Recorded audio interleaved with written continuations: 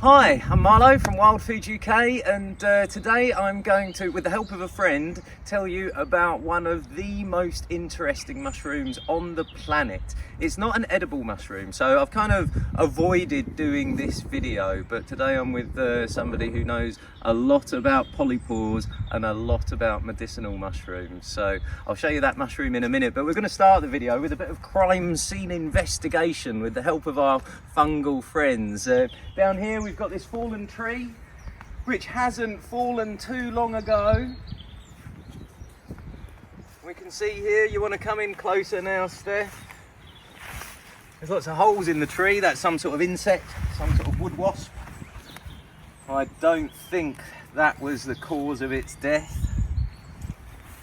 We go a bit further down. Here are the lovely mushrooms we're going to be talking about in just a minute. Are turkey tails, but they weren't the cause of death of the tree because you can see they're growing horizontally, so those have fruited since the tree has fallen, which also tells me that they are, you know, one of the first flushes of these turkey tails, these Trametes, out of this tree. If we come a little bit further down on the tree, don't get your feet wet, Steph, we can see a King Alfred's cake. That tells me that the tree is an ash tree. Oh, you're nearly in the puddle there, Steph.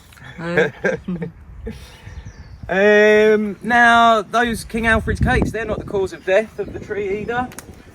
But down here, these mushrooms are one of the Ganodermas. I'm sure Attila, who's going to come on screen in just a second, can tell us what type of Ganoderma they are.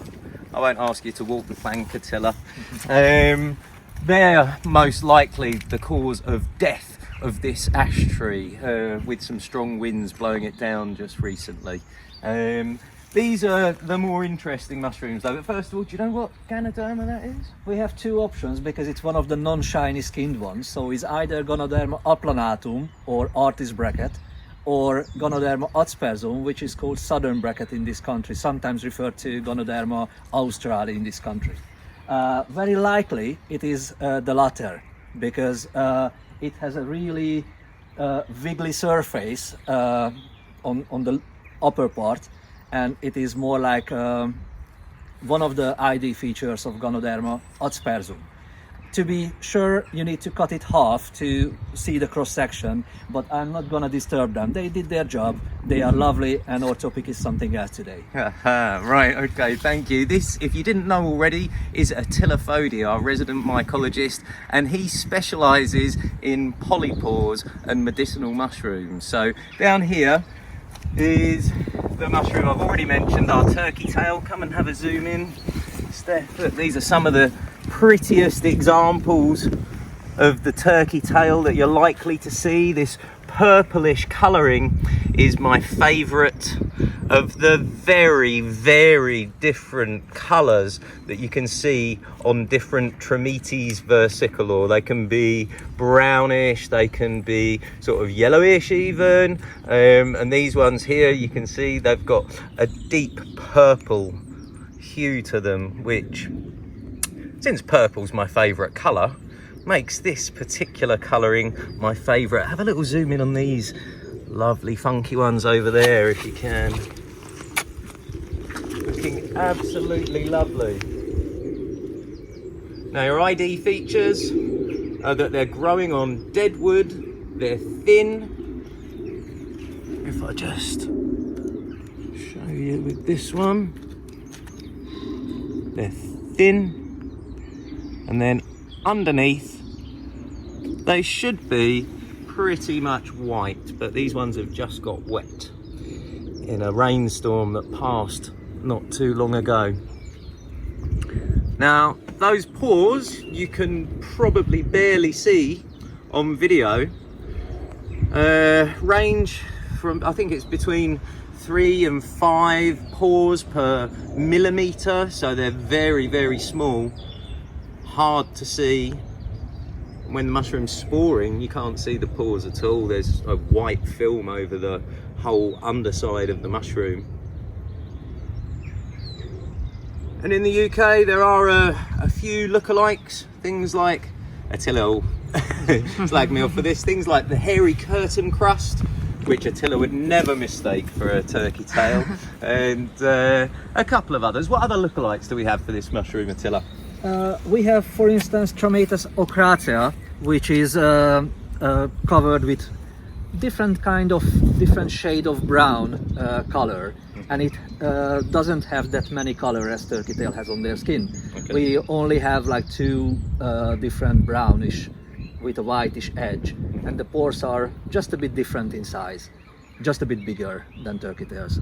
Okay, so it's an extremely common mushroom. If you go out looking for mushrooms and you don't find turkey tails, it's an unusual day. They really are that common. And they're one I haven't done a video on before because I've never really felt qualified to do a video on these mushrooms because I don't use them. I'm more about foodie mushrooms. I don't use them for medicinal purposes particularly, and I don't feel qualified to talk about that, but luckily enough Attila certainly is. So can you give us a not so brief summary of the numerous claims made by people about the medicinal values of the turkey tail?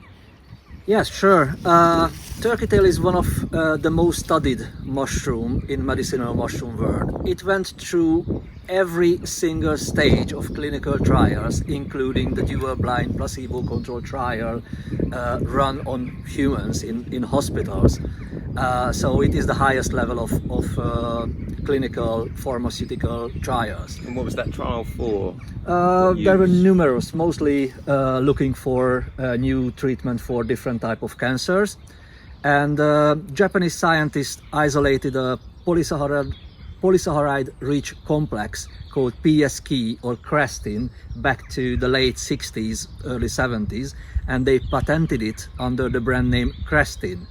It is used in Japanese, Chinese and Korean hospitals in normal like Still Western today? standard, still today, in chemotherapy treatment, especially for breast cancer, cervical cancer and gastric cancer, which is the leading cancer type in Japan, if not mistaken. Well, there you go. That's starting with some extremely bold claims, but we can step back from there because it's known to have antioxidant properties, Yes, and also it seems to be really useful against chronic fatigue syndrome. So if I'm going to fall asleep in the middle of this video, it probably because I have one, but I'm really resistant because I'm drinking turkey tail tea sometimes. Okay, and that's how you would use the mushroom, because you wouldn't want to just eat this mushroom. It's not a particularly nice texture. It's got a mild flavour, but to get things like the polysaccharides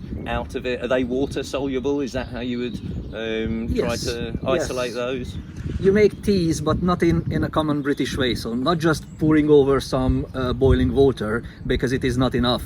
You need to cook them for a long time, somewhere between 30 minutes to 48 hours, depend on what kind of extract you would like to get. And you can just drink the juice, which already contains the water-soluble polysaccharides. And that will contain the beta-glucans, are something I've heard a lot about with turkey tails. They're apparently really good for you, and that will go into the water. Yes, because beta-glucans is a group of polysaccharides based on glucose units. If you would like to imagine, it's more like about you have a necklace, and every single bead or every single pearl is symbolizes one sugar, one glucose unit. And you have a really long chain, about hundreds and thousands of sugar units together, and this is what we call polysaccharides. And beta-glucans is a special chemical connection type of polysaccharides. Okay, great. Is there And any they are water soluble. Is there any point in making alcohol-based tinctures out of?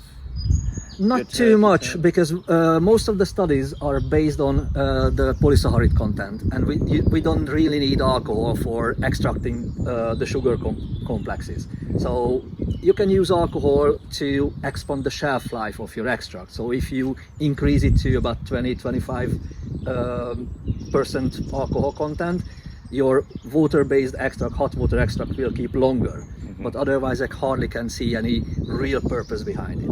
Okay. Some claim that alcohol can extract the antioxidant components, which is scientifically correct, but we rarely use turkey tail for that purpose only, because we can eat loads of beautiful fruits to increase our antioxidant content of our body. Which are a bit tastier than a turkey tail. Yes, I'm pretty much biased towards turkey tails and polypores in general, but biased. Sorry, right. My funny English kind of pronunciation. Much better than my Hungarian. Don't worry. True. So yeah, I pretty much love polypores in general, but I would choose blue and red berries over polypores just for the antioxidant properties. Okay. So it's been studied as a potential aid in our fight against cancer. Yes. It's been used for thousands of years in Chinese medicine, I believe. I thought that was mainly to do with heart problems that it was used in Chinese medicine. No, am I wrong there? Heart is not the strong core of the usage of turkey tail. It's more like about feeding the liver, and not in a way we understand liver. So when we're talking about liver in traditional Chinese medicine, it's not just about the physical organ we have, the whole liver channel within our body. And liver is responsible for the strength, and also it eliminates all the toxins in our body, including the Chinese understanding of toxins, which is anything we don't need. So that's what it's been used in, mainly in Chinese medicine. Yes. For thousands of years for. I've also heard that it's good for your immune system. Is that something that you can clarify or? Yeah, the polysaccharide complexes to have a specific name. The PSK or Crestin I already mentioned. It is patented by a Japanese pharmaceutical company, and there is a counterpart from China called PSP. It was patented not much later than the Japanese one. These particular polysaccharide complexes, they are protein-bound polysaccharides. These are known to have immunomodulating properties, so technically give more tools to your immune system to deal with any kind of infections or anything we don't need in our bodies. Okay, so yeah, a lot of uses for your turkey tails. Obviously, if you're suffering from any of the conditions that we've mentioned, I would still recommend going and consulting a doctor or some professionals before self-medicating. Dosage is a difficult thing to measure when you're picking things from the wild to make your own tinctures or teas or remedies. So for example, a litre of water, you'd want to keep that simmering at about 80 to 90 degrees maximum, wouldn't you? Yes. For a very long time. But for a starting litre, which should obviously reduce over that time, don't boil your water. How much of what we see on the tree here would you want to use? What sort of, could you put a weight on it, or could we help the viewers by visualizing? We've got this side over here. Would you take all of those off and put those into a litre of water, or would you want less or more? No, traditionally we use dried material because it's much more easy to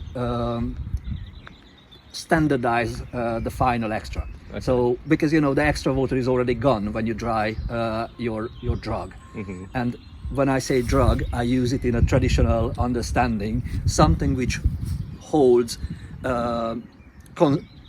holds more active component we are looking for. Okay. So nothing negative connotation in this word, in this video. Oh right, I get where you so you were going with that now. Yeah, sorry for that. So this one is about 2 gram maximum or 3 gram, but if you dry it, it will lose about 80+% of its weight, so it will be much like less. 0.4 of a gram. Yes. From what you've got there. Yeah, so traditionally we use about 50 gram dried material for a litre of water, and then we boil it once, because you always need to boil it once, and then just reduce the temperature and simmering for as long as you can do that. Okay, so you would boil the water. That Yes, nothing's too volatile in the compounds that the boiling water would destroy them. No, not what we are looking for, because we are looking for polysaccharide components, and they are not volatile. Okay, great. So let's just try and visualize that down here. So we're talking about 50 grams of dried material, Which means almost 500 gram of fresh ones. So technically for that amount I need to harvest the whole tree, but you never can be that hungry as a forager. You always have to leave at least half behind. That's our rules, our Wild Food UK rules. We always leave half behind. But yeah, so what Attila's saying is that pretty much all the material, all the fruiting body of the mushroom that you see here is about what you would need for a litre. Obviously we're not weighing it right now, but you get the idea. You need quite a bit to make a litre of something that's going to have all of those lovely polysaccharides and health benefits in it. Now, I think unless you've got anything else interesting to say about the turkey tail, I think you could probably go on for quite a long time. But is there anything you'd like to say before we finish up? Probably only one thing which I would love to mention. Whenever you harvest something for your own health benefits or someone else's benefit, if you are a qualified professional, you always try to harvest the best crop ever. So that's why most of the products on the market based on cultivated turkey tail, because it's easy to cultivate. So you can control the quantity you need, you can rely on what you have, because the cultivating conditions are quite similar all the time. Picking from the wild and making these things is a bit more of a lottery, and you don't know what's in there. I've heard they bioremediate, which considering in one of my other videos you'll find out that we've got airborne uranium around here, so something that we try to avoid tested. anything pollutant if possible when we collecting something for our own health. So. And even for food, try and pick from clean environments. If you pick from clean environments, you're likely to get nice, fresh, healthy produce. If you're picking from roadsides or places that are clearly polluted, you're going to have some of that pollution in whatever you're picking. So, try and pick from nice, clean places. We're in a nice, clean place here, but we've got quite a lot of turkey tail dried in the house at the moment, so no need to pick these. I think just we'll finish off with one last look down at this little stand of these beautiful mushrooms here, because there you've got the full range of colours. There's even one with a bit of the yellowing down there, so the beautiful purple on what is a velvety top side of the mushroom. You can almost feel the hairs if you rub your finger over them. Whoops, careful Steph. And I think on that note we will finish up. I hope you enjoyed that video. Thank you very much, Attila. And if you want to find out more, go to www.wildfooduk.com.